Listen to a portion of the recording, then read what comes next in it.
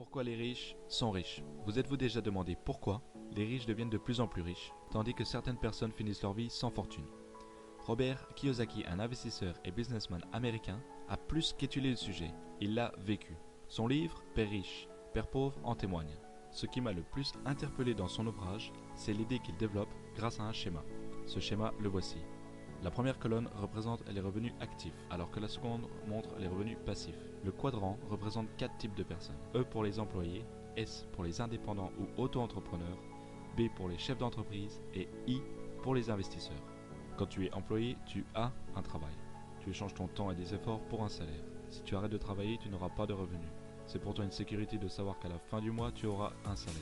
Mais les employés sont limités par des règles en vigueur dans leur entreprise. Donc à la fin de la journée, tu as échangé ton temps contre de l'argent.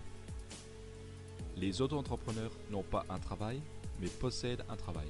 Donc quand tu es auto-entrepreneur, tu travailles pour toi-même, tu n'as donc pas de patron, peu ou pas d'employés. Ces personnes peuvent prendre 6 semaines de vacances par an, mais l'entreprise ne peut pas fonctionner sans eux. Quand tu possèdes ton entreprise, tu as un effet de levier qui est égal à ton temps et à ta force de travail. De plus, tu as besoin d'indépendance et tu utilises beaucoup sur ton temps. Donc encore une fois, à la fin de la journée, tu échanges donc ton temps contre de l'argent. En règle générale, les employés et auto-entrepreneurs travaillent pour l'argent. Maintenant, voyons la seconde catégorie qui représente les personnes ayant des revenus passifs. La différence entre les auto-entrepreneurs et les chefs d'entreprise est que ce dernier possède un système. Quand tu possèdes un système, tu as du personnel qui travaille dur pour toi pour te générer un ou plusieurs revenus. Tu mets donc en place un système qui pilote automatiquement sans avoir besoin de te rendre sur ton lieu de travail. En revanche, tu as besoin de leadership. Tu as besoin de leaders qui gèrent ton personnel. Tu as un effet de levier grâce au travail avec d'autres personnes. Donc quand tu possèdes un système, tu échanges du personnel contre de l'argent.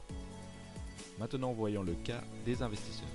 Les investisseurs possèdent les investissements. Quand tu es un investisseur, ton argent travaille dur pour toi pour te générer plus de revenus. C'est l'effet boule de neige. Tu as besoin d'indépendance financière, tu vas donc utiliser ton temps et ton argent pour acquérir d'autres actifs. Tu as un effet de levier grâce aux actifs. Tu échanges donc de l'argent contre de l'argent.